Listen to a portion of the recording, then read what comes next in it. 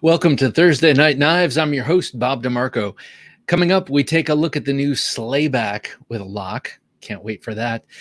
We talk about what your favorite fixed blade is, and then we talk a little bit about the birthday bash before doing the knife giveaway. Yes, tonight is the third Thursday of the month, and that's the knife giveaway time for the Gentleman Junkies. Kiefer, great to have you here, sir. As we get rolling in, hello, all you crazy knife junkies. Scott N., great to have you here. Good evening, sir. We have David E. in the house. David, welcome. It's great to have you here, as well as Caleb Townsend. Guys, thank you so much. Last week, I had a last-minute bailout. Dave, good to have you here. Thank you, sir. I appreciate the birthday wishes. Man, that giant Russian knife you had up today, very impressive. Chris, how you doing? Blade Ogre, we have him here. Yeah, last week my sister came in to town a week ago tonight, and it was a day sooner than expected, and so I had to say hi to her. So excuse me for bailing out of Thursday Night Knives last minute, but out with my sister, you know, it's been over 2 years. Patina Turner, great to have you here, madam. Or ma'am or sir. Patina Turner. Tina Turner, I immediately think you're a ma'am, but you could be a guy. Who knows? I don't know. Anyway, so we're here tonight. We're happy to I have all these knives arrayed around me. And tonight we're going to be talking a little bit of fixed blades. And I have a feeling that has to do with what I got for my birthday, because awesome fixed blade knife from my brother. If you know anything about the knives my brother gets me, he gets me historical knives, old things that have been used and, are oftentimes iconic designs. And tonight was no exception. But do we have any fixed blade fans out there? I know that the knife world these days is so much about folders, because folders are what's easiest to carry. Nick, how you doing, sir? Hello, Jim and Bob. Hope everything is going well. Everything is going well, Nick. And I appreciated your showing the M4 Yojimbo today, especially with that awesome scale. I love the Jade G10 scales, but that deep green micarta you have on there is right on time. Nick EDC, you're great to have you here. Hey, as you say. I love my fixed blades, says Nick Martino. So what are the fixed blades you guys like? We're going to be getting to that. I really like the Fairbairn. Yeah, me too. I mean, what's not to like about the Fairbairn? I love a fixed blade, says Patina. Me too. And if you can incorporate it into your daily carry, man, your love will grow evermore. Scott says he loves fixed blades too. I mean, really, what's not to love? I ask you. What is not to love? So as you know, this past week was my birthday. This past weekend, we had a giant bash. Kep McNesmark, great to have you here. Good evening, fellow blade enthusiasts, he says. Kraken Tactical, I've been loving the knives you've been posting. He has been making some sweet knives. If you don't follow Kraken Tactical on Instagram, definitely do yourself a favor. You will love it. Shane, great to have you here, Shane. Always a pleasure, of course. So yeah, we had a big pig roast, and my parents have been in town. They're leaving this weekend, and it's been great having them here. And this very same day, my mother took some of the leftover pig from the pig roast and made a giant batch of sauce with sausage in there, and the pig, and my mom, she makes an amazing red sauce, but you add a little bit of smoked meat, and man, does that take on an interesting flavor. A little bit of the smoke, a lot of bit of the Italian. It was awesome. It's like you're in there are a lot of Italians in Louisiana. It's kind of like what you might imagine a Louisiana red sauce to taste like. I just got a Joey Roman Quaken couple of weeks ago. I would love to see it. Love fixed blades. I mean, my name says it all. Kepmuk Nesmart, of course. Yeah, that's right. And your little picture. I think that's a Nesmuk right there. Nick says, I've been into the Street Scalpel 2 White River M1 caper size 3, maybe 3 1/4 inch. That way I can neck it front pocket, or on the belt. Well, I do love that M1, the White River knife.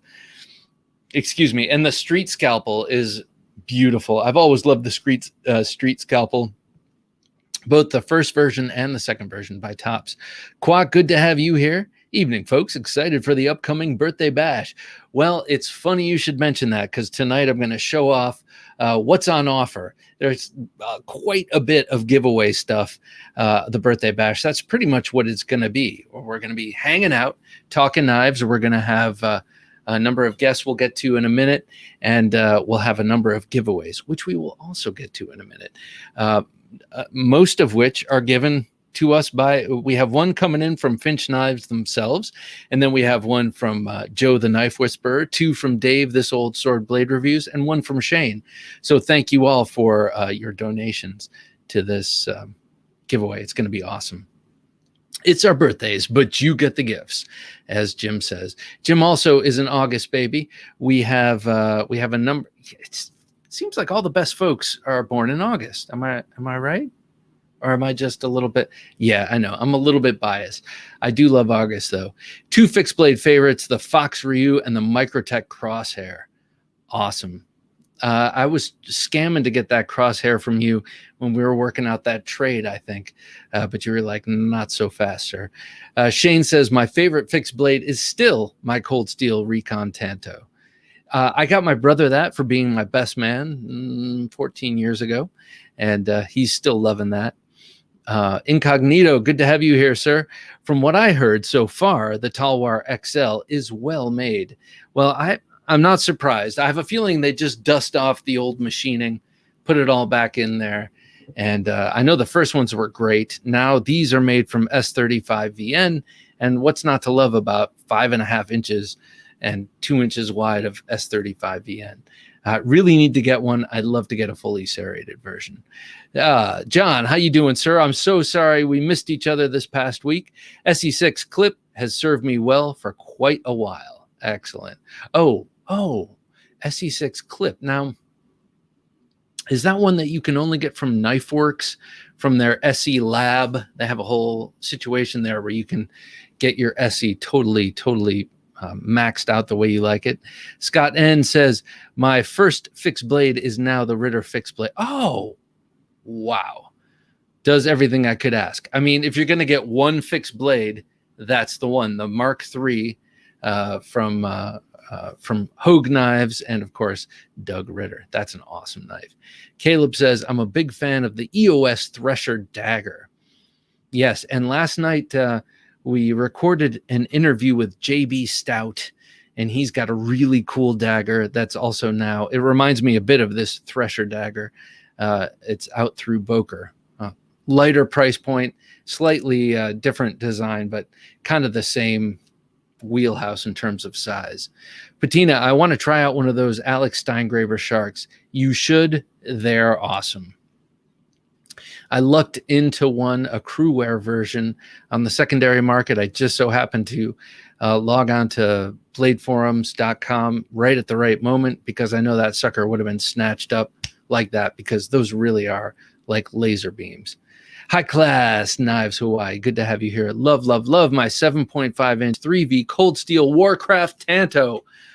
I've never hefted a Warcraft Tanto myself. I love the combination of their classic Tanto blade, but with it's more of a Recon 1 style handle with the 2-finger grooves and the more ergonomically specific grip. I love that. Sergio the G says, Spartan Blades Harzi Defensa is my go-to fixed blade. I mean, I love everything Harzi, and I love the Defensa.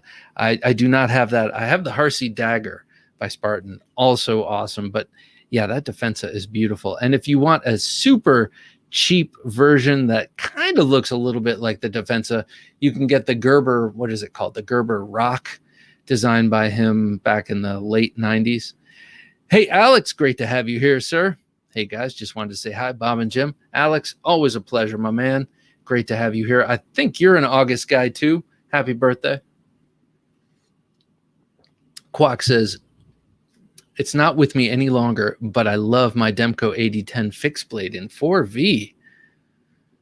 I was not aware of an 8010 fixed blade, and I wasn't even aware of 4V. Maybe I was, but that sounds like it's straight out of Mars. That's awesome, man. Shane says, Bob, did you get my first full custom folder? Huh? Oh, did you see my first? Yes, I did. Shane got a DDR, I believe, gun hammer. Man, that is that's a looker. I love the gun hammer, always have, even when Hand Tech made knives was making it. Dang, is it Thursday already? Jeez, says GN. Yes, indeed. Thursday comes and goes like that. I remember last Thursday like it was yesterday. It was only a week ago. High Class says another great fixed blade is the Drop Forge Survivalist Beast. So I'm assuming that's the one from the Cold Steel Drop Forge series. Love that knife. Cold Steel Drop Forge Bowie is my favorite fixed blade. All right. I love it. Before we get into a fully fledged fixed blade knife conversation, hi Bob, hi Jim. Hope all is going well your way. Thank you, JN. It's all going great. James, always a pleasure to have you here, sir. My favorite fixed blade has to be the Aaron Goff Resolute Mark II. If it weren't for you, I never would have known about Aaron Goff and had him on the channel. He is a very fastidious guy, man. And I love the cleanliness of his knives. Cleanliness. That sounds so clinical. But you know what I mean. I love how clean and perfect he insists his knives that leave his shop have to be. All right. So pocket check. Let's talk pocket check, and then we'll come back after a circuitous route. We'll come back to favorite fixed blade knives because I got one to show you if you hadn't seen it already. All right. So today, what was I carrying? Oh, funny you should ask. Today, I had yet again the Kaiser inversion. I kind of felt like I needed a Pikal style knife on me today. Not sure why, but I wanted a folder. So I had this. And man, what a great knife this is. I got this in a trade with Dave, this old sword blade reviews. And it is a Dirk Pinkerton design. Oh, sorry. This thing has a sort of a wave opener here with this giant brass disc clip. And then also you can flip it with this here flipper. And this thing is awesome. It's set up for my side carry, right side carry. You draw it out. It auto deploys on your pocket. Boom. You have it in your grip. I love the terraced titanium handle design on this thing. And I just think it's a real clean and classy design. And I do love Dirk Pinkerton, his knives anyway. And this is no exception. I love the fixed blade I got at the old Blade Show. Shane says, and the cleanliness of his shop. It looks like a lab. It does look like a lab. I admire that because even when I'm really trying hard to keep everything kind of buttoned down and clear and clean, I accumulate stuff so quickly that I have to do a sort of regular purging to keep things from overtaking. All right, next today I had the Demko Knives 20.5, AD 20.5. Such a nice knife. Of course, this one is in the shark's foot blade. And man, is it fidget friendly? Yes, it is. Okay, so tell me what you think of this. I've been just sort of thinking, I like this knife a lot, and I opted for the shark's foot blade because I also have this clip point 80-20, and I figured why not go for the shark's foot. But now that I have it, it's very useful. I'm not crazy about the blade shape. So what I'm thinking is something like this. Tell me what you think. Whoops, sorry. That was the microphone. Tell me what you think if I do something like this. Make it a little bit more Warncliffy, a little sharper at the tip. What do you think of that? Is that a regret waiting to happen? I can't tell. I mean, Part of me thinks that I should just be happy with the shark's foot and keep it that way because that's how the maker intended it. But another part of me really wants to make it a little pointier. I don't know. What do you think? Should I do this to my Demko knives 80-20.5? Don't do it, Bob. All right. Thank you, Alex. Thank you. Maybe that's the little shot in the arm I needed. Just a little bit of sanity in this crazy, crazy world. All right. Maybe I won't. But I don't know. It's a little innocuous looking. It's very, very useful. But something about it is dying for a point. And I think it's that dull end, frankly. All right, next today, another Pikal style knife. That's right. Today I had the JB Knives Ditch Pick on me, the Ditch Pick. Such a lovely name. You know, really, what does it evoke? It evokes being in a ditch by the side of the road, fighting for your life with a knife, right? I mean, what else does Ditch Pick evoke when you think of that? So knowing that, I had to opt for the double-edged version of this. And with that blade steel being so wickedly steak knife sharp thin, I had to get it double-edged. So yeah, it's very thin. I don't think it will end up the way you the way you imagined. Well, I don't know, man. It could. Maybe not with my non-variable speed grinder. Maybe it will. You know, I was thinking about it on the way home from work, and I was like, what if I overheat the tip? That would just suck so bad. John says, Bob, turn it into a Sachs instead of a Wharncliffe. That's kind of what I'm thinking. I am not going to menace with the edge. Wow, I like that Ditch Pick. It is beautiful, isn't it? It is. Yeah, I love their logo, but I mean, just the shape of that handle is just so nice. And it's sticky sharp. I mean, it's so thin and so sharp that when you touch it, it sort of feels jagged almost, even though it isn't. It's quite a fine edge. All right, lastly, what else did I have? Oh, Mr. Fileto, good to have you here, sir. I have a couple of your knives right here on the desk. Oh, my goodness. Mr. Fileto sent me some amazing knives, and he gifted me one, which I really appreciate. Here, this is the last thing I was carrying today was the quill, the Wingard Wearables quill. You know, I love this thing. It's kind of a worry stone for me. It sits in my pocket. I pull it out. I play with it. All right, stop right there. But it has many, many uses. And actually, I'm going to set about to make a video cataloging all the different uses of the Wingard Wearables quill. Yes, you can punch with it. You can thrust with it. You can hammer fist with it. But there are a lot of other things you can do. It's a scribe. It carves the coffee cup lid. It does all sorts of stuff. Bob, did Bob just share a Ditch Pick? Yes, I did. It's right here. It's right here, sir. Ditch Pick. JB Knives. Just so happened to be on Instagram when he had a few on offer. I jumped on it. Love that thing. Anyway, that's what I was carrying today. What were you carrying today? Let me know right here, right now on our screen. And I want to sit back in awe and amazement at what class we have here. Carried my Custom Knife Factory switch, very nice, and a Cold Steel Airlight today. Now, was that the Tanto or was that the drop point? I really like the Airlight Tanto, but I respect the overall form in general. I think I'm going to buy a Ditch Pick. I think you need to, Alex. I think you'll really, really love it. I know he comes out with them periodically. Definitely go to JB Knives on Instagram. Dave says 3-blade rotation today. Reptilian Thack. That's that gigantic knife. That's just so cool. Bastinelli Shadow Flipper. Nice. And the Sen Cut Episode. That one I'm unsure of. The Episode. Is that the clip point? That new clip point that I like? Sen Cut, of course, is the Civivi budget brand, which is kind of funny.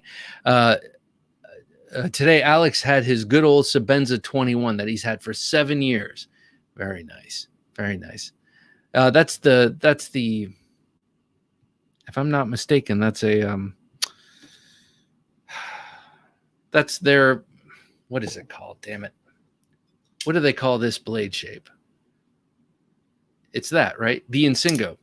Nick EDCer had a small Nkosi in my XM18. Excellent. Was that an XM18 3 or 3.5 inch?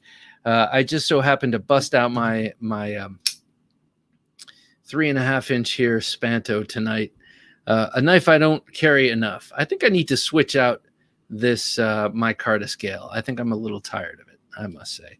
And that's the beauty of a Hinderer knife. Dr. Office approved 20 CV Dragonfly, says Shane. Well, that's interesting, Shane, because that 20 CV Dragonfly is probably sharper than most scalpels and other implements in that office. So I salute you, sir.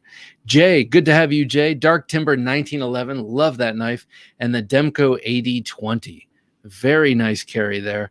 That 1911 is beautiful. I love the handle. I love the blade shape. It'd be cool to do that in a larger blade as well. I dig the Dark Timber.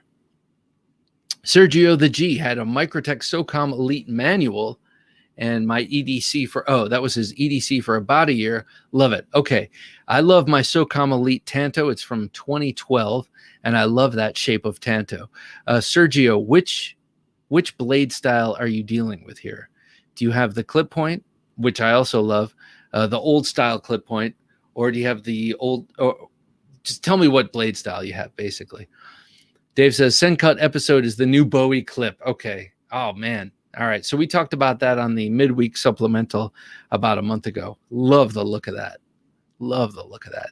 ZT640 linen micarta scales, of course. Got to get rid of those split pea soup CF handles, right? And the DG Blade Co. utility knife. Nice. So is that the patina? You have the little scalpel style with the long handle and the short Wharncliffe? I think that's the one you might have. I love that one. That's the one I have.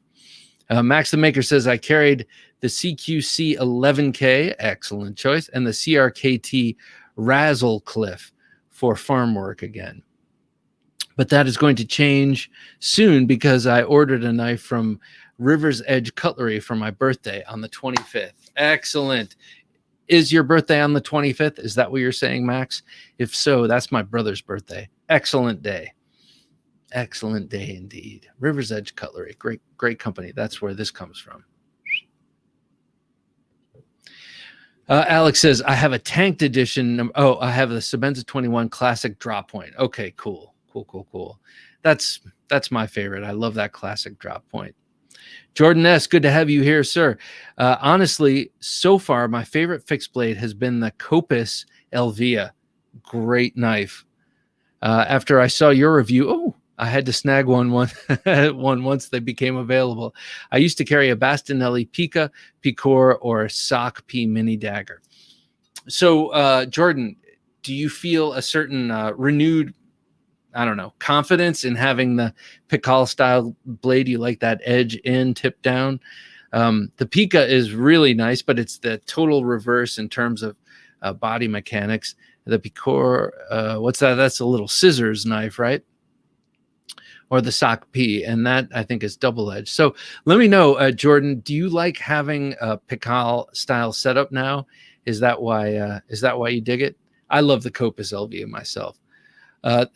John says the usual Nkosi in pocket. We all know that.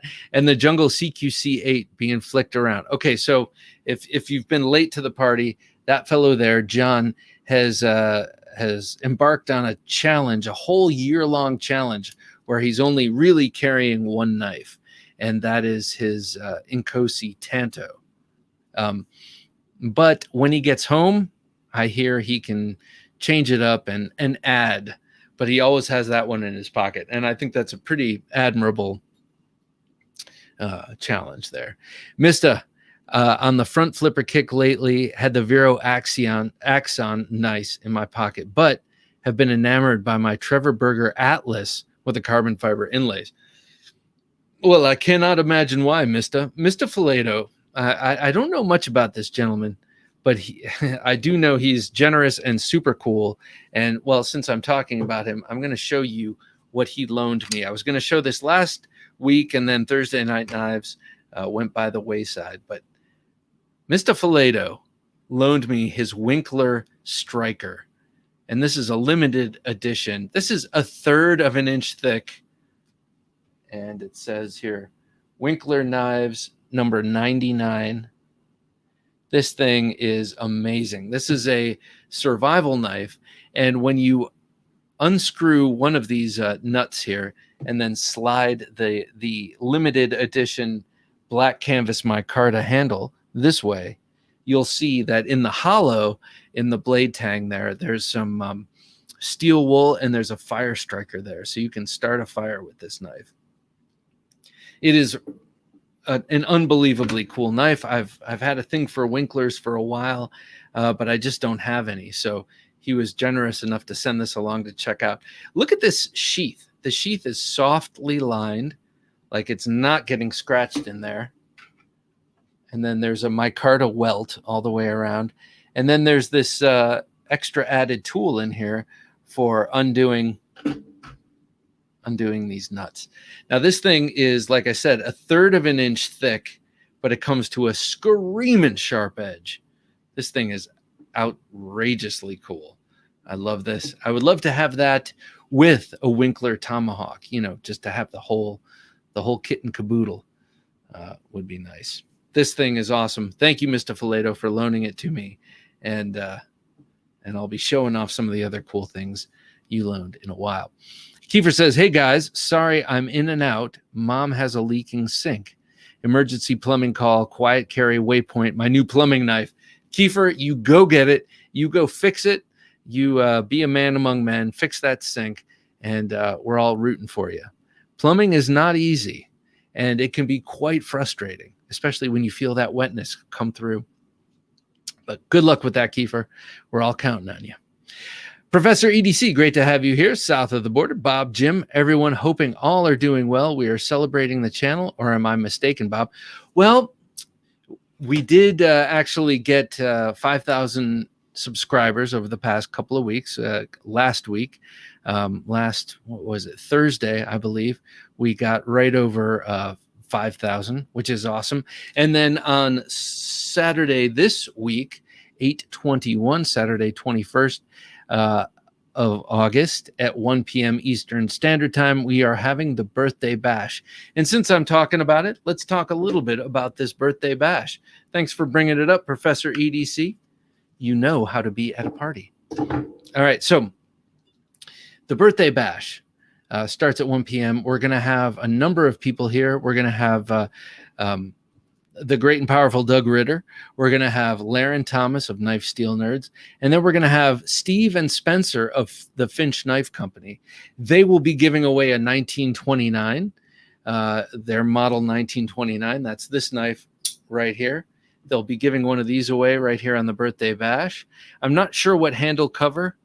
They sent it to me today, so I'll be able to report back on that. Well, on Saturday, hopefully it will be here. Not sure if it's the bone or the black micarta or the green jade G10, but they are sending a 1929. I'm very grateful. We're going to be giving one of those away. And then we have 4 other knives for giveaway. This is going to be one hell of a birthday bash. As Jim said, you come, we give away gifts. Our birthdays, but you get the gifts. Next, from Joe, the Knife Whisperer, Joe Frazier. He sent along a Real Steel Rocotte. I love this knife. Such a beautiful knife designed by Ivan Braganets. And this one has, what is it? N690 steel, G10 handle scales, liner lock. It's a front flipper as well as a thumb stud knife. So we'll be giving this sucker away. All of this, by the way, will be by random number generator. So you got to be here to win. So when you're in the comments, we'll say when we're going to be doing a giveaway, and then you comment, and then Jim runs it through the filter, and then we get a winner. The filter. I must sound like an old fart. He runs it through whatever the random number generator is, and the knife is given away. Also, from Dave, This Old Sword Blade Reviews, we're going to be giving away this beautiful Civivi Dogma in gray G10, jigged gray G10, and beautifully hollow ground clip point, dramatic clip point blade. Going to be giving that sucker away. We're going to be giving away this awesome Harns Harvest. Harns, I've featured this knife a number of times. It is one of the smoothest knives I've ever experienced at any price. And this is a 14C28N Sandvik steel. That's Swedish steel, if you didn't know. G10, and just incredible bearing action. Like I said, probably the smoothest knife I've pretty much experienced. That and my Vero Engineering, are just about the smoothest knives out there that I know of. And then last but not least, from Shane, thank you, sir. We have this beautiful Sea Dog from Off Grid Knives. Quite a robust knife with the glass breaker here, the deep set screws on the deep carry pocket clip, D2 steel, Aus 8 steel, and then a secondary lock here. Because this is one of those super hard use knives, you might find yourself really horsing through some material. You don't want that lock to disengage on you, so there's a little extra lock. If you don't like the extra lock, it's very subtle, very sort of out of the way. So these are the knives we will be giving away at the Birthday Bash. We are all greatly looking forward to that, but there's more. But wait, there's more.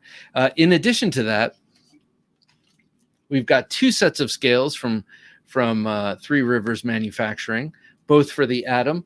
This one is a canvas micarta green. I don't want to open them. Forgive me. I don't want to break that seal. But these are contoured green canvas micarta handle scales, kind of that sort of forest green with a little bit more blue in it. It's looking a little fuzzy there. And then we have these G-Carta scales, purple G-Carta, GL Hansen and Sons G-Carta scales, which sold out almost immediately upon going up on the TRM website. We'll be giving those away. And then we have a number of other little swag items here. We have a titanium logo keychain here. We have one of these Hextar beer openers here, and a patch and some other stuff. So yeah, there will be plenty of giveaway stuff. We're also going to be giving away some t-shirts. Jim designed these awesome Birthday Bash t-shirts. Those will be up for giveaway in whatever size you choose for your body. And man, it's going to be a blast. So I really look forward to seeing you all here. And here's a cool giveaway item that I can't quite show right now.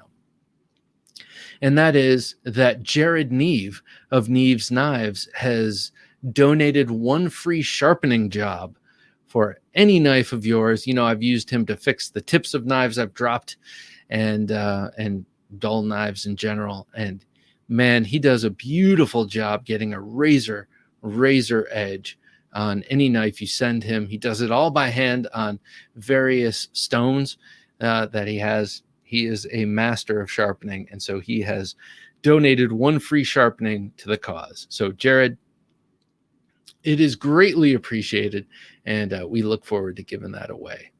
Indeed. So I think that about covers it. Birthday Bash, Saturday, August 21st. Join us here, 1 p.m. Eastern. And so if you feel like talking to Spencer or Steve from Finch Knife Company, or if you feel like talking to Laren Thomas, or you feel like talking to Doug Ritter, you just go to TheKnifeJunkie.com/join, aim the camera at yourself, put in some headphones, and good light helps, and just join us and talk. And we will we'll chew the fat in virtual person. That's the whole trick. That's what we want. So join us for sure.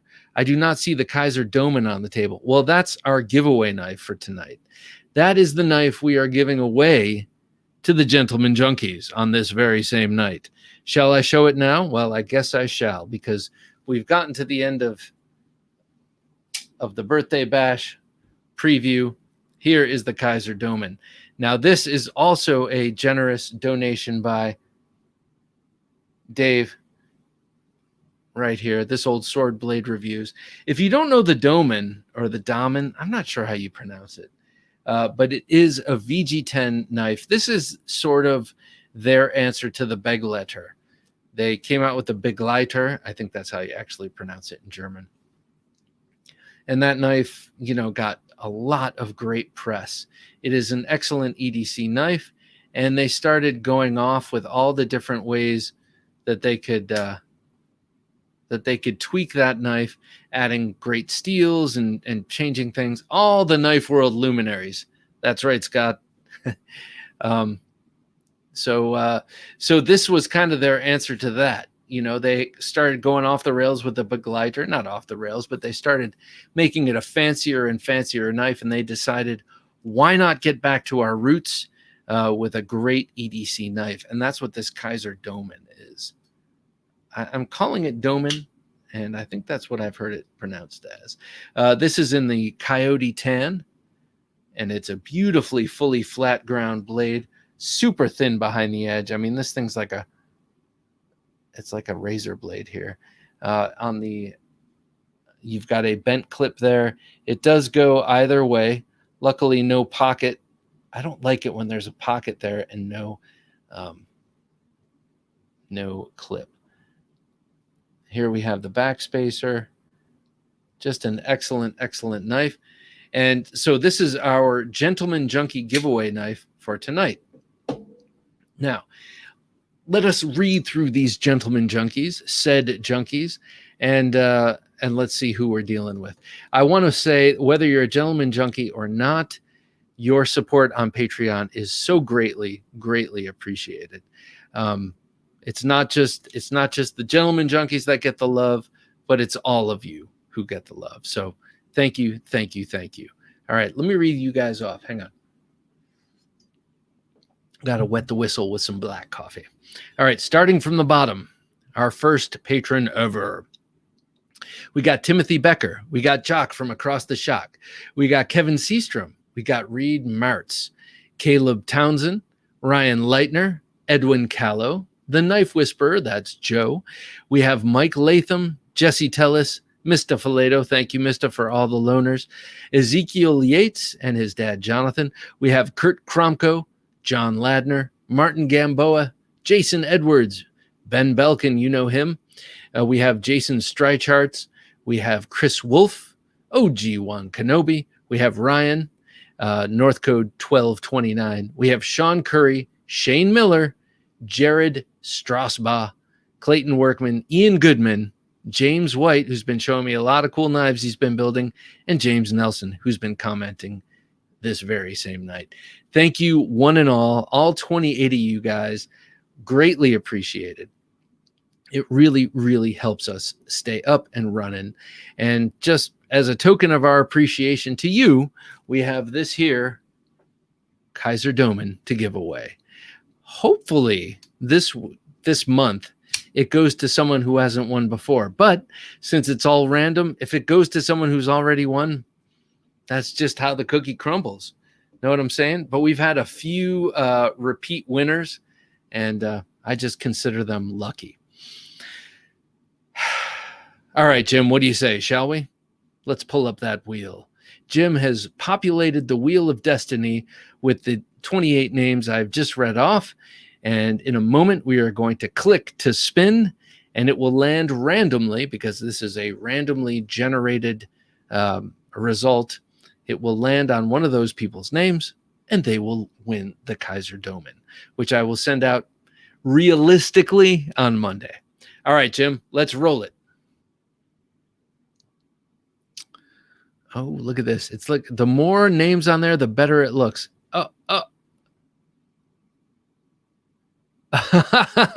Chris Wolf. Very, very nice. Chris, congratulations, Chris Wolf. It looked like it was going to be Reed Mertz, but it came up Chris Wolf. Chris, you are now the proud owner of this awesome EDC knife, the VG10 and G10 Kaiser Domen, which I will flick one more time for the crowd, and then I will put away in its box and send off to you. Chris Wolf, congratulations, and thank you. Thank you, Chris Wolf, and thank you all the others. I really, really appreciate it. Scott says, I made the list. I'm somebody. Oh, I am there, says Edwin. Well, Edwin, sorry, not this time, man, but maybe next time. This one goes to Scott Wolf. Scott, thank you. Thank you. Thank you. Greatly appreciated. Congrats, Chris, says Edwin. Congrats, Chris. Love the Domen. JN, congrats. Look at all these congrats. See, I like this. It's a lot of, I wish you all could have been at the pig roast. It would have been fun. It could have been dangerous with all the knives out and about, but it definitely would have been fun. All right, everybody. So now we get to the fixed blade question. A lot of you already answered it. So my favorite fixed blade, I vacillate a lot. Of course, I'm going to show you my absolute favorite, but I have a lot of fixed blades that I carry, like this, the Voodoo, from Kramer Custom Knives, Eric Kramer, double-edged Persian / Bowie beauty. I love this thing. This is one of my favorites. I carry that quite a bit. Here's another one I love, the BGM Quaken. I love my little custom fixed blade knives. I've got a number of them now. Been sort of building up speed with this, building up a little bit of momentum with my custom fixed blade knives. Here's the other one I was showing you before, the JB Knives Ditch Pick, for getting yourself out of that sticky situation. I got a lot of cool fixed blade knives. Even some production knives, like say here, this model 2.7, the 7-inch long combat stiletto from Randall Made Knives. Such a great knife. But even this is not my favorite. Now, I got one. I know you've probably seen it already, but I'm going to still try and build up some steam and momentum behind it because I'm so very excited about it. But for my birthday, I commissioned from Hogtooth Knives, Matt Chase. He's been on the show before. I and my folks commissioned a knife from him for my birthday. And I have it here, and I'm going to show it off without any further delay. First, I'm going to move these other beautiful knives off the screen and show you this. Look at this. It looks like a corset, right? You've got this beautiful leather sheath with a corset here that attaches to the belt loop. Beautiful sheath, but let's show you this knife. I've been talking about it for a long time, and now I have it here to show. Here it is. My favorite fixed blade knife, and I guess I would have to say my favorite knife all day long is this. This is the Hogtooth Knives Loveless Subhilt Fighter with a beautiful forge welded pattern Damascus blade that is razor sharp on both edges, sticky razor sharp on both edges, has this amazing stag handle with silver pins and micarta spacers, and then this hilt and subhilt are made from thanks, Scott. He says it's a heart stopper. I love hearing that. The hilt and the subhilt are made of wrought iron taken from a bridge in Boston. The bridge, I cannot remember which bridge it was taken from. But Matt Chase, the maker of this knife, has a friend who's an iron worker. They were redoing the bridge. He reclaimed some of that wrought iron, and it made its way into this knife. So this is my dream knife. This is the knife I take with me to a duel. Someone has besmirched my honor, and I have to go defend it with a blade. What am I going to use? I'm going to use this. I have other good choices. I have other great choices, but none as personal as this. Oh, as we say in Boston, that's hat stopper. That's a hat stopper. Nice. Yes, it's the Hogtooth Subhilt Fighter, a Bob Loveless design, timeless classic. I got to be honest. I've been wanting, I've had the Cold Steel OSS with the rubber handle for years and years. Always loved that knife. It's a great knife. But I've always wanted a real, legitimately customized Subhilt fighter with stag on it, and I got it, man. And it only took me 50 years. So I'm I'm ever so grateful to my folks who funded this project and to Matt Chase, who labored over this project. There were quite a bit of, he came up against some challenges that were unexpected, and he overcame because he's a Marine, and that's what they do. They adapt and overcome. And in the end, they come up with these beautiful, beautiful knives. Look at this thing. I think it's 128 layers of 15N20 and 1095 high carbon steel, and then of course dipped in that acid bath to release the colors. So that's my favorite fixed blade knife. I know it's fancy pants, and it's a very special thing. But what is your favorite fixed blade knife? For me, it doesn't have to be this. It happens to be this because it's now a very sentimental piece to me.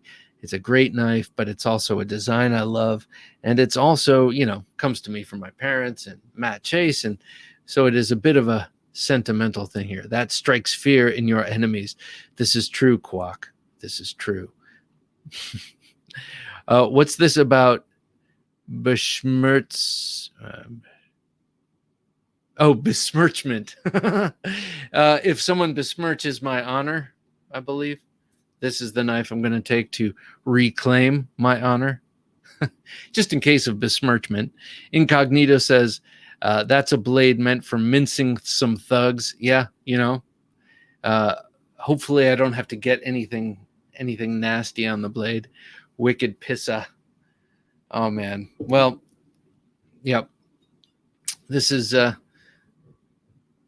There it is. So what do you guys like? I got another cool fixed blade knife for my birthday from my brother that I'm also going to show off.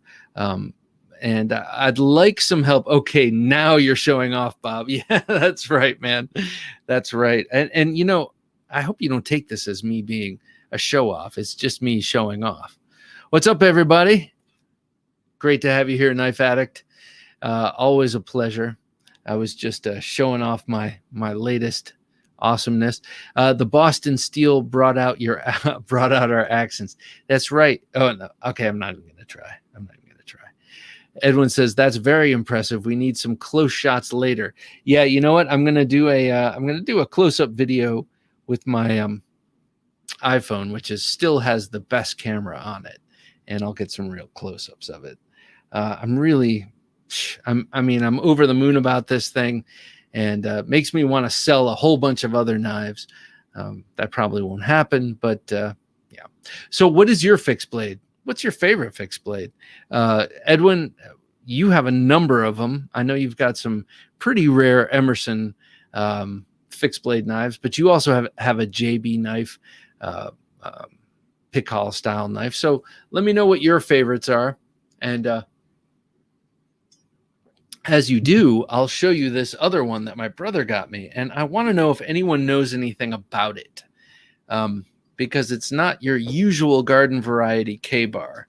This one is a K-bar with the United States Navy insignia on it. Or not insignia, but, I'll show you in a second. First of all, here you got the sheath.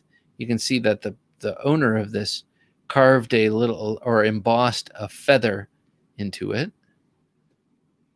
And look at this thing.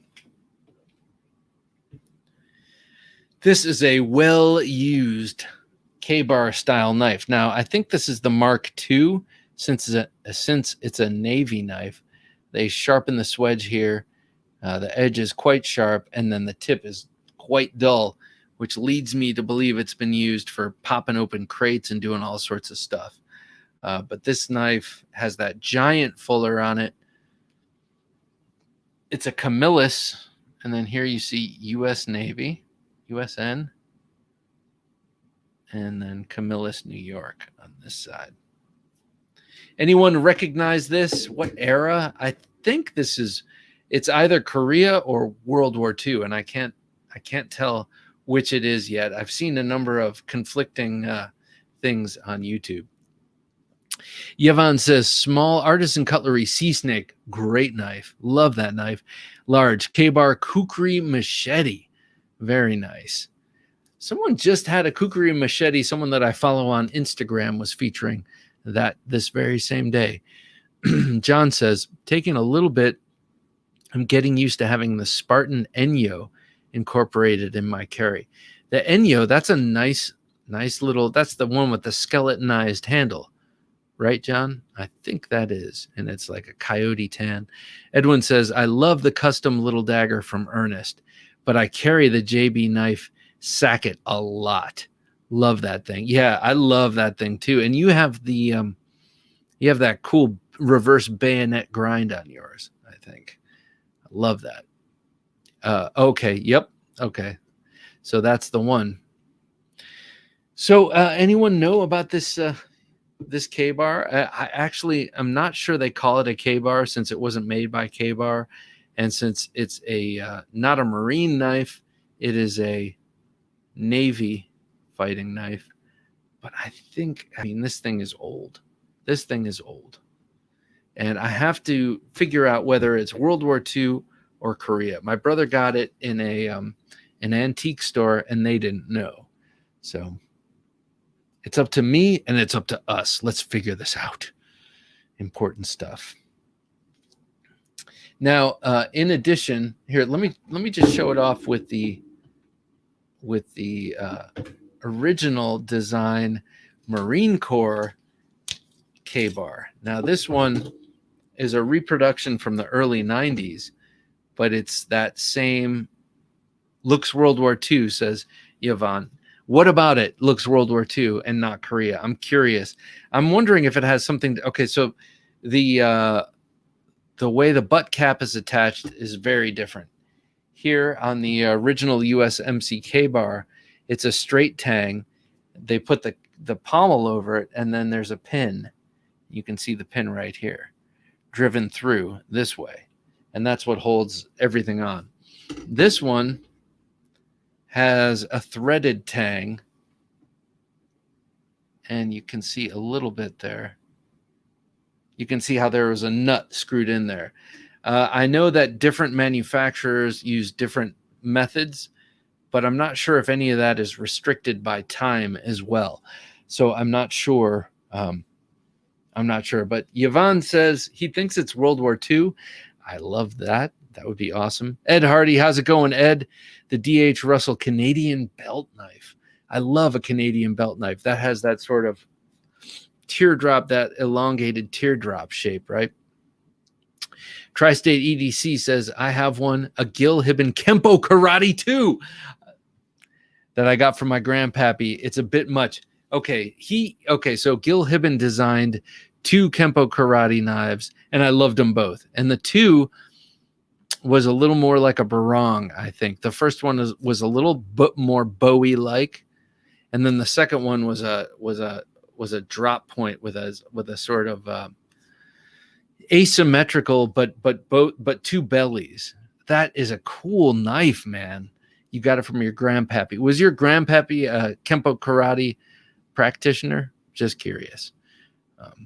I like Kempo Karate. John says that leather handle looks in good condition, would assume it wasn't on a ship or at least exposed to moisture and humidity.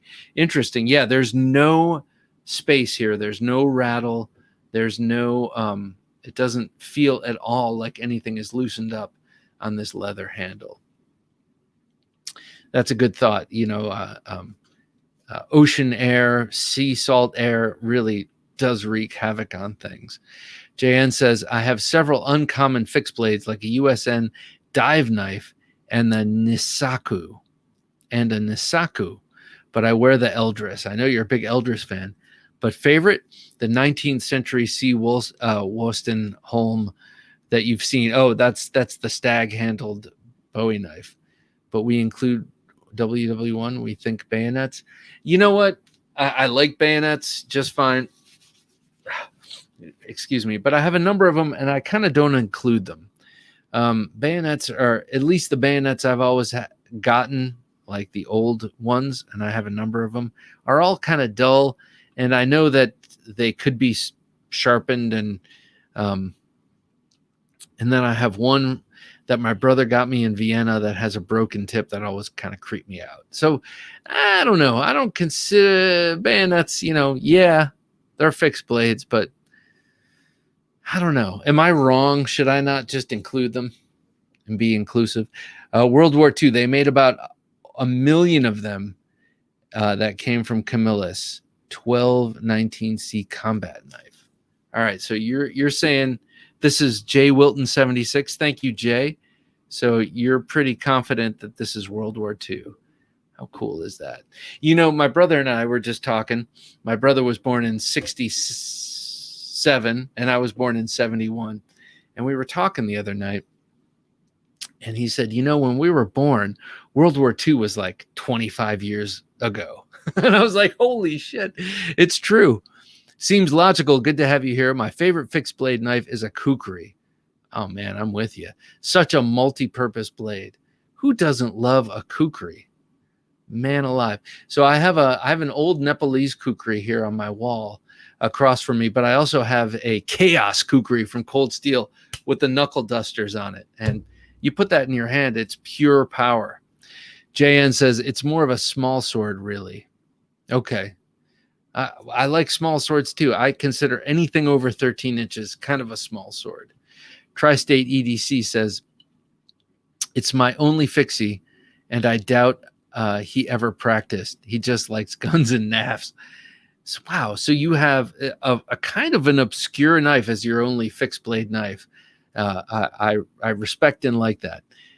He was a bit too weighed down by booze and old age for me to imagine him swashbuckling for sport.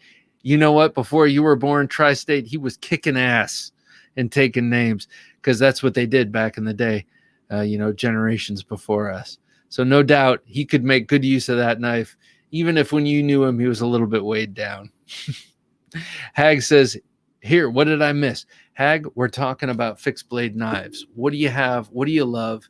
Here's my new favorite. It is a custom Bob Loveless Subhilt Fighter that I got for my birthday from my very generous and awesome parents. Commissioned and designed by me and Matt Chase of Hogtooth Knives. Oh, Hogtooth Knives. He's going to come back on the show. He's going to talk about this build. It presented a lot of challenges he wasn't expecting. That was his first Subhilt Fighter. Man, did he kill it. RR, good to have you here. What do you think about the Microtech SBD double-edged dagger?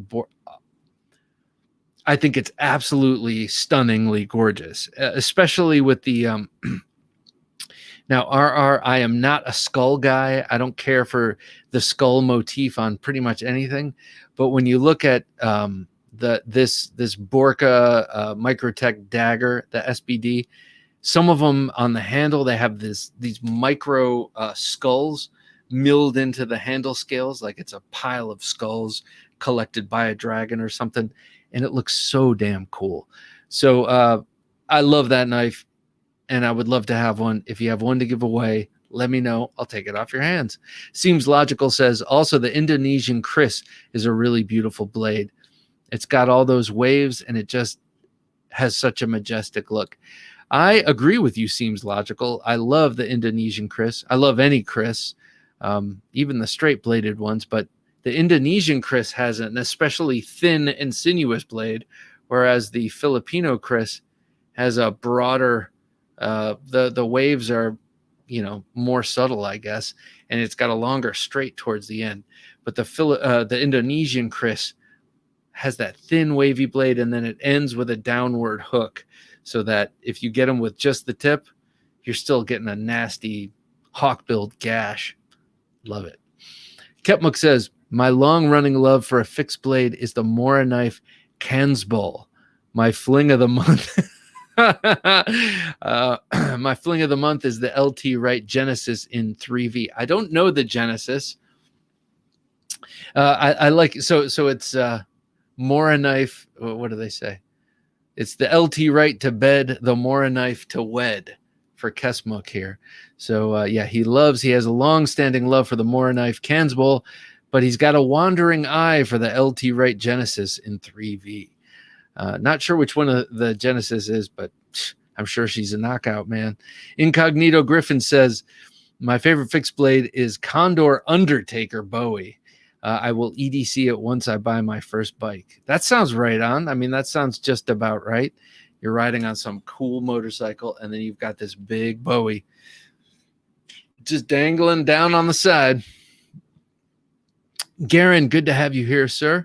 I have a Schrade SCHF 36, a Condor Bushlore, and a Mora Companion HD. Excuse me. The Condor Bushlore is an awesome knife. That was, I think, one of my unsung heroes in a recent podcast. What is the SCHF 36? That one I'm unfamiliar with. I do know that Schrade, maybe about 5 or 6 or 7 years ago, kind of had a sort of reinvigorated their bushcraft knives, and they had a lot of cool sort of recurved drop points that just look sturdy and stout as hell. Is it one of those? Hey Ryan, good to have you here. Sup, I'm late but here. Evening junkies. It's good to have you here, North Code. We were just talking fixed blade knives, so let us know what fixed blade is on your mind tonight, and we will let the people know. Borka SBK is a grail. Man, anything Borka to me, I love his folders. I love his fixed blade. There's one fixed blade that I'm kind of on the fence about. It's an asymmetrical, I think, double-edged knife. But his dagger, his fat, broad, beautiful dagger. Love that thing. High class Hawaiian Knife says, Chris are awesome blades, but only if done correctly, evenly ground and asymmetrical. Okay, what is the asymmetrical part? Are you talking about the actual bevels? Like the top bevel should be shorter or shallower? Let me know. Because in Hawaii, you're closer to the homeland of the Chris. Let me know what you mean. But I agree with you. And Chris knives are awesome. Not for nothing. Cold Steel does a good job with it. I know a lot of people don't want to hear that, but they do an awesome job getting an even grind on a Chris blade, especially in a production context. Dom Bond, good to have you here. GNS from LT Wright. Definitely my favorite fixie, but I only have a few. GNS. I don't, okay. I need to get myself behind the wheel of an LT Wright because I know they're excellently made knives. I know that Nordic Knives, the brand by David C. Anderson, you know him from the Knife Center videos, but he's got his own line of outdoor knives, and he has LT Wright build them, and those are beautiful. So I think I need to check out an LT Wright for myself. I think he made a Bowie a few years back that I would like to check out. Hero Sticks, good to have you. Evening, and cheers to you, sir. Karen, it's about the same size as the BK2. Okay, I think I know which one you're talking about, and it's got the contoured handles with a big finger swale and then one small one. GNS is a knife, nice, says Kep Mook. All right, I'm definitely going to have to check that out. The fixed blade I wish I had is the Bark River Grizzly. The Grizzly. Is that a collaboration with Dark Timber or something like that? The Grizzly. I'm trying to think of what that is. I love Bark River. I have a few of their knives. I have my bedside knife. Well, one of my bedside drawer knife is, of course, the Master Tanto by Cold Steel, has been for 40 years. But not 40 years, 35 years. I'm aging myself.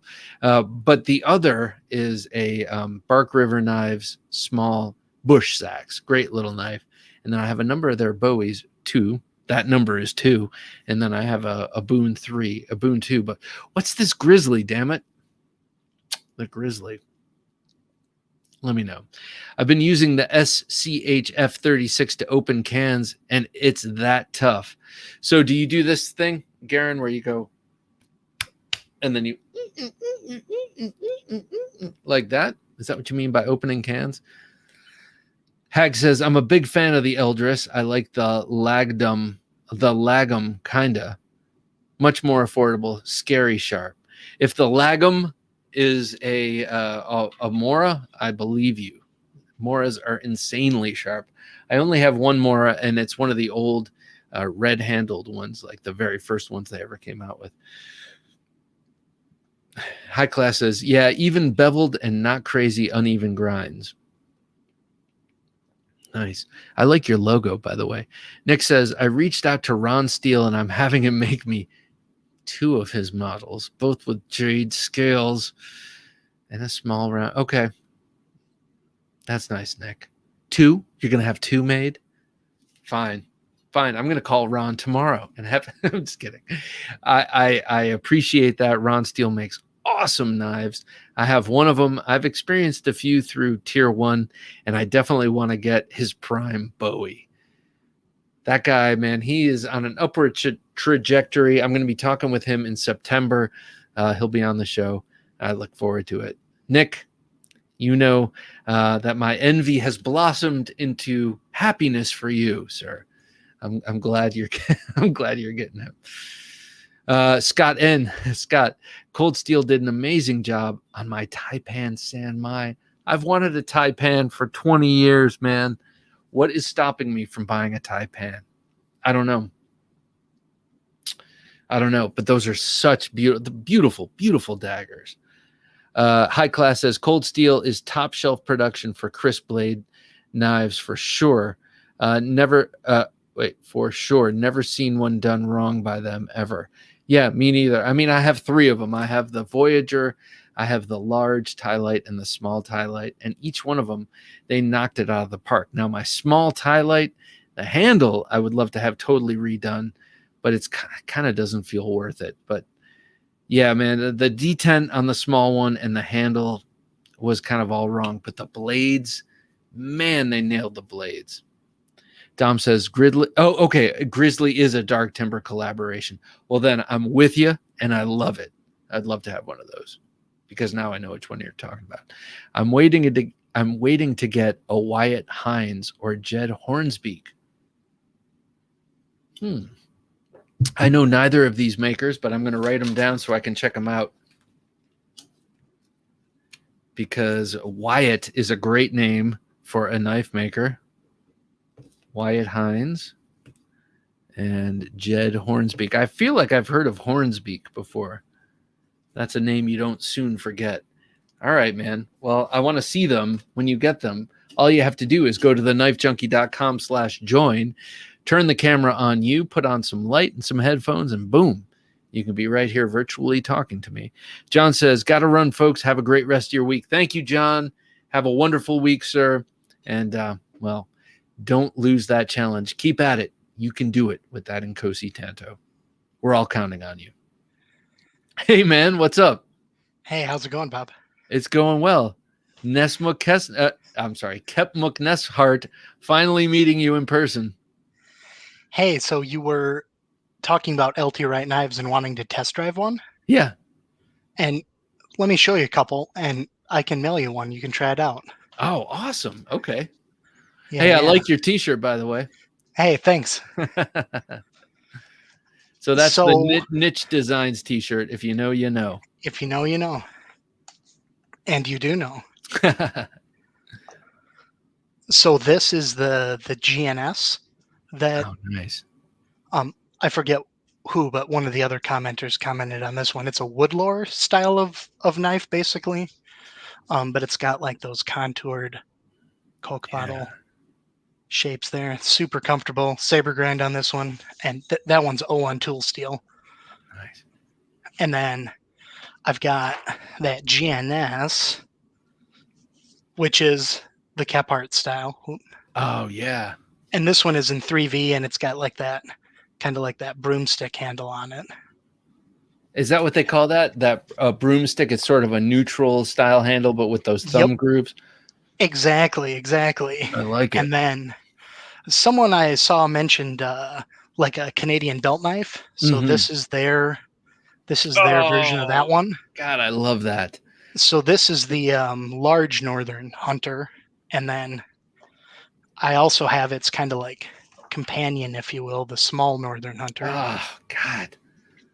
And Wait, then hold that back up. I'm sorry. Hold yeah, for either sure. one of those. That shape I love. Now that's kind of the traditional Canadian belt knife shape, right? Yeah. So I love that. um I don't know how people feel about this, but I'm a hunter, right? And that is my hunting knife. Like that's what I use for field dressing game in the field, right?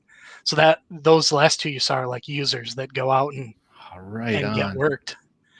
So what do you hunt and where do you hunt? So I live in Iowa now, so I hunt Okay. deer here, and then I go hunting for like small game, like um, squirrel, rabbits, pheasant, anything like that. And then I also go hunting in Wisconsin usually. Okay. I grew up there for deer, or I'm actually putting in like preference points to get a bear tag up there. Oh, nice. Yeah. Was that black bear? Yep. Black bear. How does that taste? Have you ever eaten black bear? Yeah. So a black bear is actually really good. Like if you look back in history, like if you look, say like early days, like pioneer days in America, most people hunted deer to get the hides and use the hides for things, right? Tan hides have like a Hmm. sort of leather or like buckskin for buckskin clothing, Yeah. but bear is what they wanted to eat, right? So like you would go hunting and you'd get the deer that you'd use for leather, and then the bear meat is like what your family would eat Is on to what get you through the winter, eat. pretty much, right? Yeah. Okay, wait. Hang on one second. Jim, go back to the last comment if you would. First of all, you have a bunch of people saying hi to you. Yeah, But hey everyone. someone said that you've got a great voice and you should be doing ASMR videos. ASMR. I just learned what that meant from my daughters the other day. His voice. So anyway, all right. So that's interesting because bear meat must be really rich and Yeah. So like one of the cool things about it is the fat that it has in it. So actually, like when you hunt a bear, if you get a bear, you render the fat and you use it like back then they'd even use it as currency. Like there mm, was a unit of measurement that was like a certain size of leather bag that if it was filled with bear fat, it was called an eel, and like it was money cool. before we had money, right? How cool is it? All right. Have you seen The Revenant? Oh yeah, for Okay. sure. Okay. Does Ketmuk have a YouTube channel? Do you have a YouTube channel? I don't know. I'm just a knife fanatic, and I come join you guys every Thursday. Well, that's all we all are. So maybe you should. Um, yeah. So The Revenant to me is like every time it's on cable, I stop on it. What if I'm just flipping through channels? I love that movie, and to me, that movie is, to me, it's the Hudson River, the Hudson Bay style knife. Do you have one? Are you about to grab one? Bear meat also has those parasites in it. You got to really be careful when cooking it. It says, Yeah, let's talk about trichinosis. oh yeah. Oh, Yeah, so that's you've the got this condor, one right? too. This is the Yeah. condor, yeah. God, I But love this is that. like on one of the seasons of Alone, actually, one of the contestants uses that knife or takes that knife out there. Oh, So nice. that's like to me that speaks to like how much you're gonna trust that knife or how much work that knife's gonna get done, you know? Yeah, yeah. Bears are related to pigs. Interesting. I didn't know that. Yeah, I used my Hudson River or my Hudson Bay knife from Condor to remove I don't know, it must have been about 20 of these old shrubs that were just sort of buried deep in my yard before we made a bunch of changes. And that was the one, I had a whole bunch of tools out with me, and that was the one because it was heavy enough and sharp enough but small enough to get, you know, Oh in yeah. the right spot. And that thing, ever since then, I've held it in such high regard. It helped me out there. Cool. Very cool. Yeah, it's a great knife for that kind of work. So your main hunting knife is the Canadian belt knife. Yeah. That's I mean, it's a great shape for that, right? Like, one thing, like, if you're field dressing an animal, you kind of can put your fingers on the inside, like under there, and kind of just go up, because you don't want to obviously like puncture the guts or anything. Right. Yeah, So, it's a great knife, but I mean, kind of purpose driven too, or like designed for that. I think when they came up with that blade, they even did, like, even though it was way back in the day, what I would think of now as like market research on it, where they made a bunch and gave them to like trappers and hunters, and then asked for feedback. And interesting. that's the final version. Yeah. Do you know who that was? Who the knife company was? Was it Um, small? it's Groman, isn't it? Oh yeah, Because like, Groman. yeah, or that's the first one, is like that Groman belt knife. As Groman. far as I know, they were one of the first Canadian knife companies that I think made knives in Canada. Before then, they were just like importing stuff, kind of like what is it, D.H. Russell would be for Right, the U.S., right? Or like Green River knives. right. So, what do you carry on a daily basis? I'm assuming you don't walk around with a Canadian belt knife, do you? So that small one actually is okay for that.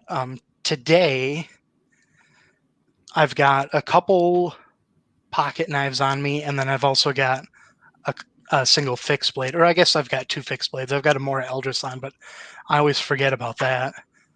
So the fixed blade I'm wearing on my belt is this. It's a LT Oh, Wright Great Plainsman, nice. and I mean, this is like a super comfy knife. This one is D2 steel, so it like holds an edge pretty well. It actually, because of that, is um, I use it on cardboard a lot. Like, it kind of takes a licking and keeps on ticking. Yeah. Oh, we And got then, bearded gear. Hey, man, good to have you here, sir. We're talking fixed blade knives. And then what else? Hey, so OCD, good to have you here too. I've got a couple folders on me as well. Like, I've got this is just that Finch Oh Holiday. yeah. Love the holiday. What is that? The green micarta on that? Yep. So I'm I'm a creature of habit. Like, if you noticed, all those fixed blades I held up had green micarta. If I can get a folding knife in green, like this is a cold steel Finwolf I had in my Oh pocket, yeah, it's yeah, green. Like, I'm pretty predictable. Unless you can't get it in green and I yeah. really want it. But if I can do green, I go with that. Jan says, "Ha! I usually forget to mention my Eldris too, or my shoes. LOL." So yeah, he's always carrying the Eldris. Bearded Gear was saying he likes the SPK Shark, and that is, man, that is a laser beam of a knife. I don't have mine out here, but oh man, and he has his in Van X. Mine's in Crewwear. Have you ever experienced that knife, Ketmuk? I have not, no. Oh my Um, god.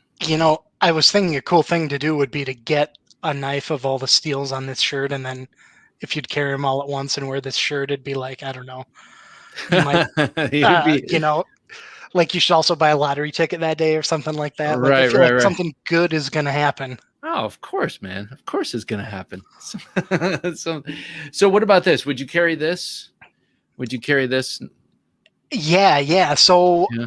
I had a really hard time not buying or trying to buy that Shining Mountain. Oh, yeah. The Shining That Mountain time, Bowie. like, I like something like that too. Yeah, for Well, sure. I still have it. And now that I have this, I might just be getting, I might be. Well, I've already got my Oh, yeah. Bob DeMarco custom Yeah. Alpha Dog, though. I got that from you that time, so Yeah, that's right. I'm good to go on Bob knives for now. Yeah. Okay. Beard Gear, if you know t-shirt is clutch. Well, Clutch, man. Bob, Yeah. I'll send you a message on Patreon, and Okay. you can tell me which one of those knives. And I think I've still got your address from that Okay. Alpha Dog you sent me. And yeah, try one out or try two out, and we'll go from there. Awesome, man. Sounds good. I think I'll check out that Canadian belt knife, the large, probably. I love the shape of that. And not for Yeah, nothing, I'm sure it's good for other things other than hunting, too, you know? yeah, for sure. And then you can tell me what those things are. Dueling, of course, sir. Obviously. Have a All good night. righty, sir. See you in the Thanks for chat. coming on. All right. See you. Bye. Bye. Hey, Jim, what was that last comment? Let's see. Ed Hardy, strange looking, but feels great in hand. This is the original design that started it all. It's our D.H. Russell Canadian belt knife, which has been in production since 1957. Thank you, Ed. That's cool. I love it. I bet that comes with a cool graphic too, man. I love those old graphics from the Winchester ammo posters and the old buck knife posters. I love that stuff. Pictures of American outdoorsmen being outdoorsmen. I love it. So what else we got here? Anyone else got something cool? Because I want to show you two other things that Mr. Fileto sent me. Let's see here. He sent me 3 Winklers. Now, I love Winklers, but check this out. This is a spike, a Winkler pick, if you will. So if you look at this, it's just a sharpened octagonal shank, basically. And I think it's used for a lot of different things. Century removal being a main one. No, I'm just kidding. I don't know exactly what this is used for, but it looks like Scott says the CRKT AG Russell Sting isn't fancy, but it works. Yes, I have one of those in our master bathroom upstairs, and that knife is excellent.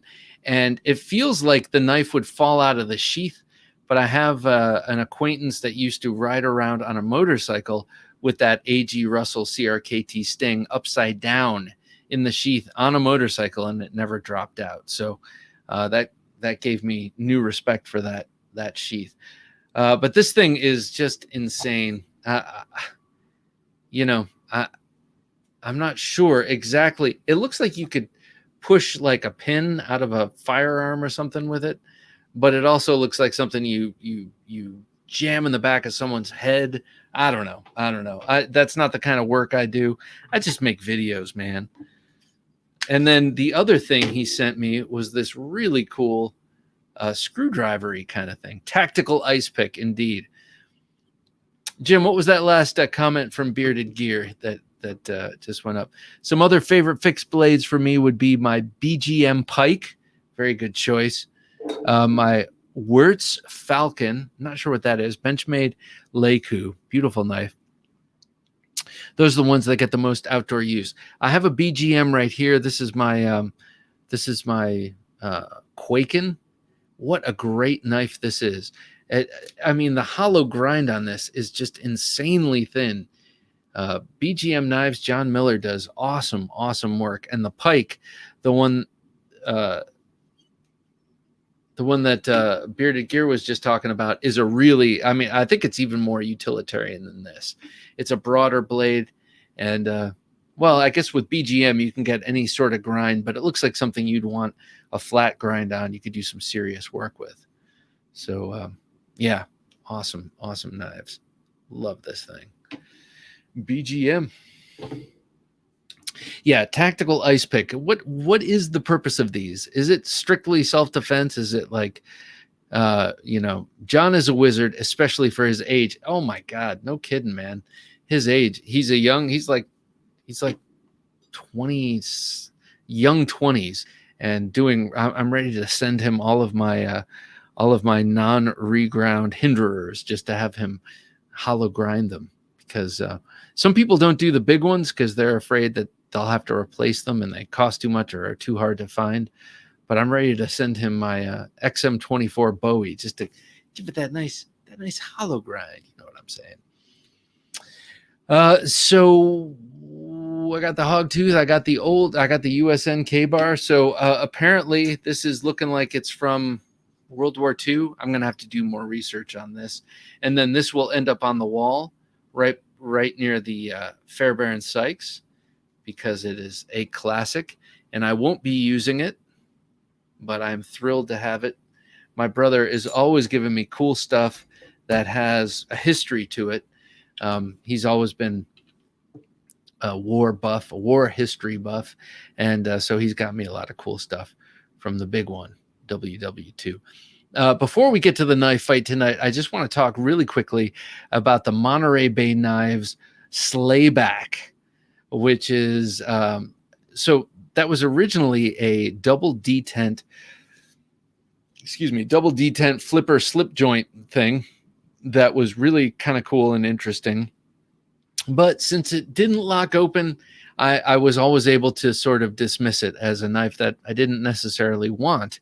I love slip joint knives and I love non-locking knives, but I prefer them I prefer them in a more traditional context, like an old slip joint looking folder. But something modern like this needs a lock to me. So here is here it is. It's a beautiful Wharncliffe. This is titanium. Obviously, it's a frame lock, but it's got the ZDP 189 fancy pants. What do you call it? Blade steel, and you can see the line right there running down the middle of the edge. And this is something, now it's only a 3-inch blade, and man, how cool would it be if they expanded the size of this? But I don't know. What do you guys think of this? Is it just more of the same except with a lock from Monterey Bay Knife Company, or is this not just one of the coolest looking folders you've seen in a long time? I think it is. I love it. Luckily, it's only 3 inches, so I don't feel obligated to buy it. But man, I dig this thing. What do you guys think? Super steel, a rare super steel, and a locking handle right there on the old Monterey Bay Knives Slayback. Of course, it is a tip of the hat to the Swayback, a Wharncliffe style traditional folder. I think it's cool. Monterey Bay Knives Slayback just isn't my style, says High Class Hawaii Knives. High Class, if this were a bigger one, would it be more your style, or is it just not, period? I do like the fuller in the handle. It looks like it would add some really good grip. OCD says I should have my MBK Slayback tomorrow. Oh, manaj. All right, so, well, hopefully OCD puts up a video of this, maybe not tomorrow, but in the coming days, because this thing looks so cool to me. Hag says gorgeous, looks like a straight tooth. I really like the broke back sax look of it, especially the spine, the way it kind of comes up and then it dips down, but it has that super straight edge. I don't know. I think it's cool. Hollywood Tactical, good to have you here, sir. I've been buying Condor fixed blades lately. My Micarta handles, $10.95. I mean, who doesn't love my Micarta handles in $10.95? And actually, I went by their booth at Blade. They have a lot of cool new Joe Flowers designs there. That Slayback is way more interesting now that it's not a double D10 and the steel choice is exciting. I agree. Admittedly, I have no ZDP 189 experience, but I love the way it looks. I love seeing the differentiation between the two blade steels, and I love that this thing locks. Nick says, I'm absolutely getting one. I'm very much into Laconico designs, but only have 4 as of now. I'm sorry, Nick. I'm so sorry you only have 4. I'm just busting on you. Nick, if you don't know Nick, he is a great big Wharncliffe lover, so I'm not surprised he's going to jump on this one for sure. High Class says, I like the blade style. Just overall, as a whole package, it isn't for me. I hear you. This might be for, I don't know, a wedding, a tuxedo. It's kind of a dressier, classier looking knife. Again, I'd be in big trouble if it were larger. I'd feel compelled to buy it, but we'll see. The double D10 thing I think is interesting, but I've never been moved to actually go that way. Hag says, I've been hearing a lot about Condor these days. Seems like they have a variety of good designs. May have to pick one up and try them out. I've had, let's see, I have the Hudson Bay, I have the Bushelor, and then I have the old Golok. And that thing, the Golok, is a big slab of steel, and it comes down to quite an obtuse angle. I feel like maybe when that one was produced, they were more about the silhouette and less about the cutting geometry. I think they've gotten better since. But that Golok machete is, it's like for splitting wood. It's huge. I mean, thick, huge. But still, it looks cool. And if you like Indonesian and Filipino style blades, they've got a lot of cool stuff. All right. So, well, we're about at the knife fight part of the night. Is there anyone who wants to come on? I mean, we got some debating to do. OCD says, I will for sure do a video on the slayback once I get it in hand. I'm excited, but wish it was 3.5 inches. I am with you 100%. I would be compelled. It would be a moral imperative almost to buy that thing if it were at 3.5 inches, because of, I know I would carry that. The 3-inch one, I'm probably not going to carry. So be sure to check out our merch. Just go to TheKnifeJunkie.com/dull or dull2. Dull 1 gets you the white t-shirts. Dull 2 gets you these black t-shirts. But it has the "Don't take dull for an answer" tagline in a very cool design that Jim has fashioned on the fashion itself, if you will. Also, be sure to go to TheKnifeJunkie.com. Check us out on Facebook. This is even live on Twitch. That's how young and hip we are. Hey, man, 50's like the new 30. And also check us out on Instagram. That's where I put up little audiograms of this week's podcast, plus pictures of new knives that have come in. Today, I almost put a picture of this beautiful Loveless design, Big Bear Classic, made by Hogtooth Knives, except that it had an identifying bit of, it had my address in it, and you could blow it up if you needed to. Not that anyone cares, but still, I felt a little subconscious. So a new picture of this will go up tomorrow instead. Practical camping knife, just meant for the outdoors, just me and the outdoors. All right, who wants to debate? It's a knife fight, full tang versus hidden tang. It's an important topic. It's one that the masses are clamoring to argue about. Ash, good to have you here, Ash. Maybe you want to come on and do a knife fight. Full tang versus hidden tang. I don't know. I go back and forth. I vacillate because I do like a full tang knife. I like the confidence that it inspires. However, a hidden tang knife allows for some beauty and for some, non-ductility that you can't get with a full tang. I don't know. Just putting it out there. What do you think? Yeah? No? Yeah? All right. Well, I wish I could hop on, but it's bedtime for the kiddo. Hey, you got to do what you got to do, and the children come first. Mine are fast asleep, apparently, in bed. And so, all righty, man. Good to have you here. As always, take care, sir. To you. Put that little chilling in bed, and let us knife fight. Kepmuk Nesmart, I will join again. Please come on, man. You know what it's like when I knife fight myself, and then we have to go through that awkward period where people tell me I won, and I'm like, well, of course I won, but which was more convincing? Delicious. As I wait, I want to show you something I pulled out from the old, full tang. LOL, say the guys at Shredder. Ezekiel and Jonathan, great to have you here as always. Hollywood Tactical can join in. Maybe I can broker. I can referee a fight here. That would be awesome. Hey, good to have you again, sir. Thank you. Hey, thanks, Bob.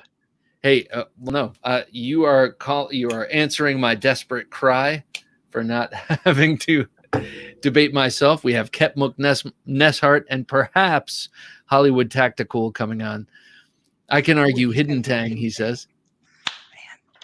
Man. I was just thinking about a Mora Companion HD, right? Like, what can't you do with this knife that's a hidden tang? But He can have hidden tang. Don't I'll give come up him with any another ammo. strategy. Yeah, Well, those two Canadian belt knives, those are full tang, right?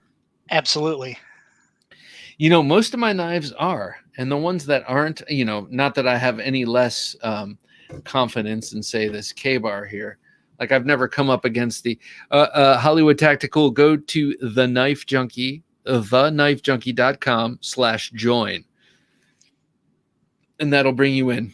Jim just put the graphic right up on screen there. Now, I'm a little bit predisposed to like the full tangs because it was one of the first knife terms I ever learned way back when, and I was under the impression that with a full tang, no matter what, you can jam it through a car door, and you're good to go. And to me, that's what really mattered for some reason. So You never know when you're gonna have to jam a knife through a car door, though, right? you don't. I mean, it happens on a weekly basis for me, really. Just kidding. All right, so let's see here. Let's wait a second for Hollywood Tactical to come on.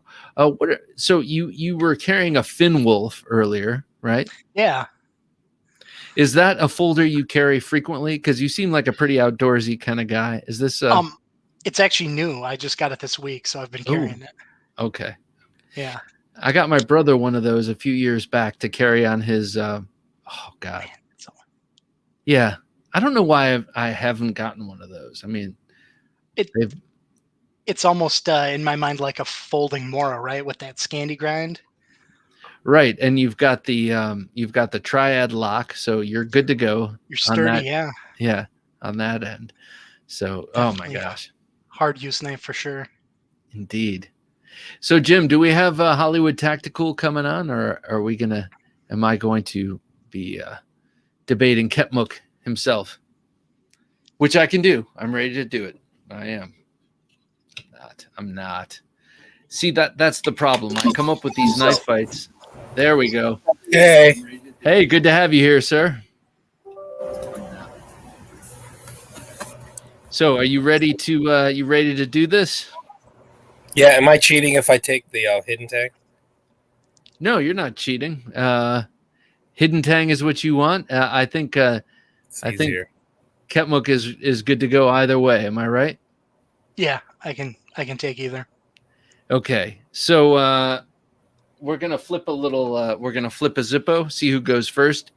Hidden tang gets the logo side. Full tang gets the non. All right. Hidden tang goes first. Okay, that's fair. So I would argue. Well, Nesbook already started.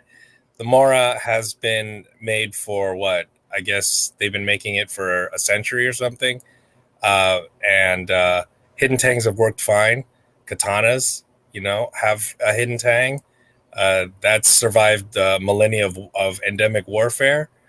And hidden tang also allows you to have a wider range of natural materials. If you've got a full tang, generally you're going to be using, those handle scales, the slabs of whatever it is, G10 or whatever it is. But it's you can have like a full horn or a full bone instead of just slabs of them, which is beautiful. And according to some, the natural materials are better in terms of the grip that they afford. I don't know enough about that, so I couldn't say definitively whether certain materials are better. But there are some aficionados who would argue that there are certain kinds of natural materials that are most proficient when wet, etc., under different kind of conditions. And I hadn't thought of it, Bob, but you did mention the ductility thing too, which, if you're an electrician or whatever, that's pretty important.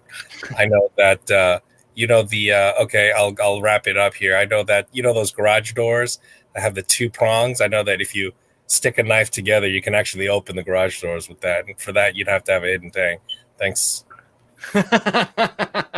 Nicely done. Nicely done. I like the way you pulled it into the station in the last minute with that garage, with the garage door thing. Nicely done, sir. All right. Now full tang. So you get a minute and a half. In 3, 2, you're on. So in my mind, a full tang knife is always going to be stronger. Like this is a full tang Bark River cub, and you can see that metal pass all the way through there. So that same strength that's up here is going to run through that handle too. Even sometimes, if it's kind of skeletonized and cut out to save weight, it's still going to be just as strong. So this one has micarta handles, which I think is actually a pretty good handle when it gets wet, right? But if you don't want that, or say you're even somewhere cold, you could get a full tang knife with something like this, where you've got the injection mold all the way around it. So your hands are not touching that cold metal, but you still get the same strength. I would, even though a knife isn't a pry bar, I would pry sometimes with a full tang knife, like a BK2 or something like that. I mean, I would pound that into a tree and stand on it, and it would be just fine.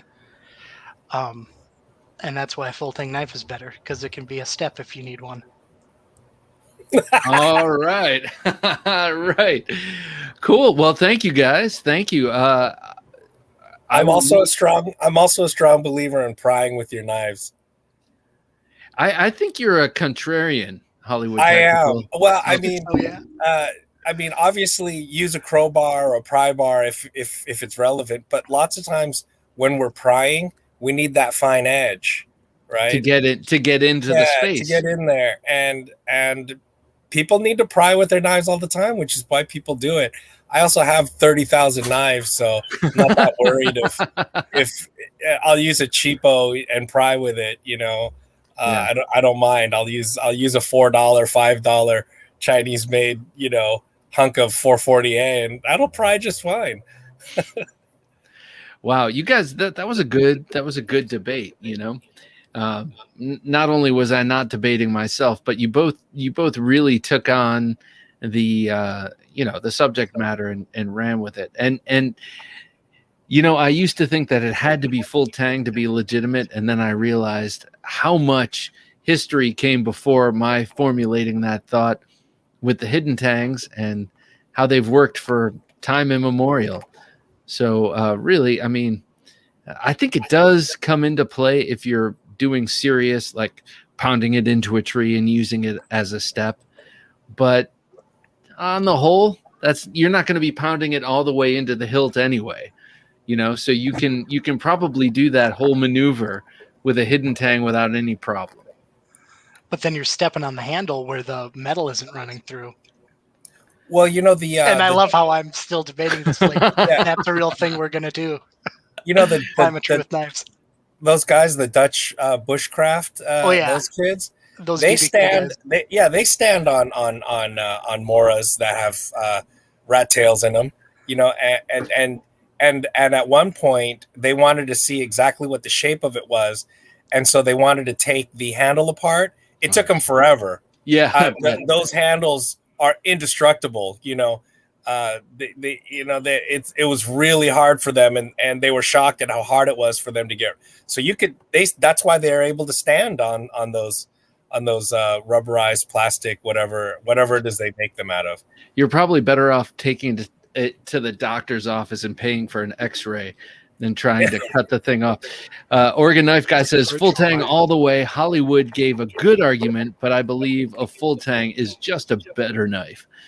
Oregon, I tend to agree with you on that, but yeah, man. I mean, Hollywood did give a great argument, and he even invoked the katana. I didn't do that.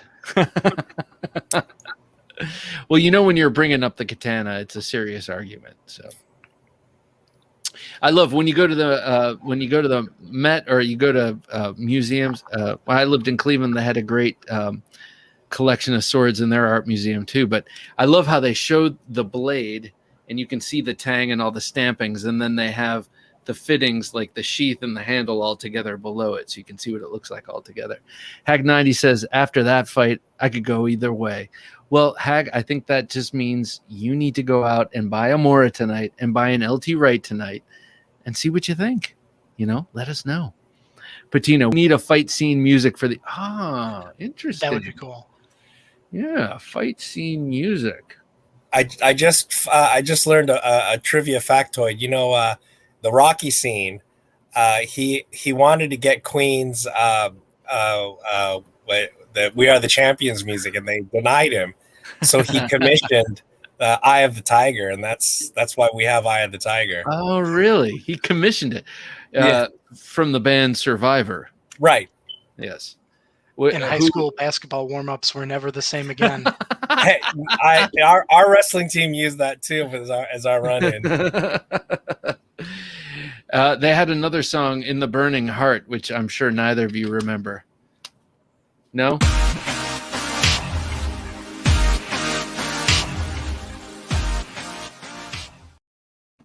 I love it. I love that. I love that. Did you see that? Did you guys witness that? Where it went to some other screen for a second.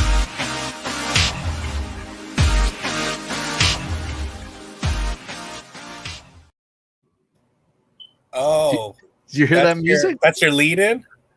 That's awesome. It is now. Jim, that is awesome. Oh, I think he made that a long time ago. Okay. And then What do you maybe think, Hollywood? That would get me pumped. Yeah, man. I love it. It's that old school 80s power I don't know if it's a power ballad, but yeah. Power synth. Yeah. Scott says, a well-made and well-designed Tang. From my Mora robust to cold steel kukri hidden Tang is fine, or Rat 3 or 7. And my Ritter fixed is still my pinnacle. I'm with you on that. I mean, my Ritter is, I love that thing. I think I still believe in the full Tang a little bit more. Let's look real quickly at this. Look at this thing. This Winkler, this 1/3 of an inch slab. I mean, there's nothing in the world that's going to break this thing. That's for sure. So here's a couple of my Condors. Oh, nice. See how they did the Tang there? I mean, is that still considered a full Tang? They call it a full Tang, but I'd almost consider that like what do they call those, half Tang? A rat Tang, maybe. Almost a rat tail. I think rat tails have to come along the top, not through the center line. Okay, I'm not sure. I'm not sure about that. Like a Randall. I this think is the African bush knife here. This has a really interesting leaf shape. Is that Matt Graham? Is he the guy that makes that? Yeah, it is. It's Matt Graham. That's exactly correct. So Hollywood, I think what you showed us was a full Tang. I think a true full Tang with those words follow the contour of the handle. Okay, I see. So it is a full Tang, but this is what we call a true full Tang. I see. Yes. Now I don't know if that's cut down Tang, says Mike Flamian. Mike, thanks for your contribution, sir. That's interesting. A cut down full Tang. Yeah, because it goes all the way to the end, but it's not the exact contours of the handle. Now I got that true full Tang thing. Oh, I love that. That's the one that looks like the barong. What is that? This is I think this is the primitive bush knife light, I think. God, that's cool. I love that blade shape. And then this is the skirmish. It has like a Kydex sheath with micarta handles. Again, it's what kind of blade shape is that? What blade shape is that?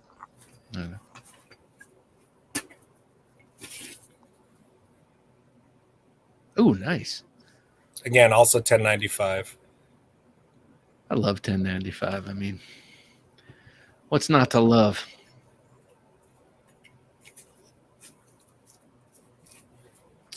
Stick Tang, says Kraken. Yeah, I think that might be it. Stick Tang. stick tang coming all I know the way I've to the seen. end. I know I've looked at a diagram before, and True knife. they show all the different kinds of tangs. I didn't study it though. I was just sort of curious. Yeah. So Hey, are you this has familiar a with stick tang. Oh, what's that? Go ahead. I think this one has a stick tang. Like this is like a puko from Finland, and then like Oh, okay. the tang runs down along there, and then they have that little cap they put in the end. A little threaded piece. Some of them I think like the hammer on and it's like a Oh. little friction fit thing. So both of you guys, Kraken Tactical just came on to say stick tang.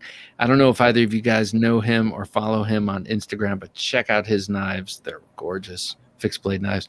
Karen says, not a much tougher knife than a traditional kukri from Nepal. I would tend to agree with you on that. I have one. I've never used it actually, but it seems tough as hell. You guys have a sick selection of blades. Thank you, Hag. Much appreciated. We all have different. That's the cool thing about this, is that we all have our different peccadillos, things we like to collect, and I know from my part, I use about 1% of the knives I have. Right. Do I use in any sort of way? Oh, I'm painting, I'm doing this or that, where I know I'm using a knife, I go back to 1 or 2 knives. Everything else stays pristine. Yep. All right, guys. Well, I think that's it for me tonight. It's getting late over here on the East Coast, and I know Hollywood. I know you're out on the West Coast, and Nesmuk, you're in, or I'm sorry, Kepmuk, you're in the Midwest, right? You're in the Central Time Zone. Yes, I am. Awesome. All right. Well, guys, thank you for coming on, and thank you so much for doing this knife fight. Thank you, Scott. Have a good night. You were both exemplary in your debating style, and so I greatly appreciate it. Thanks again. Love the All right, show. guys. My pleasure. Oh, thanks for coming on. It was awesome to have you. Thanks again. Good night.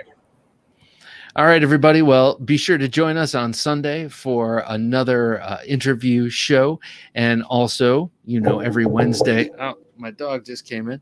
Every Wednesday, it's the midweek supplemental. This Sunday, we have Dylan Grace from the DG Blade Company coming on. Awesome guy making really cool knives. Be sure to check out that. And keep an eye out for more close-up videos. They are coming. But lastly, before I sign off, please join us for the Birthday Bash this coming Saturday, August 21st, starting at 1 p.m. Eastern Standard Time. We're giving away a lot of stuff, 5 knives and a bunch of swag. It's going to be a lot of fun. Plus, you'll get to meet Laren Thomas. You'll get to meet Doug Ritter. You'll get to meet Steve and Spencer from the Finch Knife Company. It will be a party. So for Jim working his magic behind the switcher, I'm Bob DeMarco saying, don't take dull for an answer.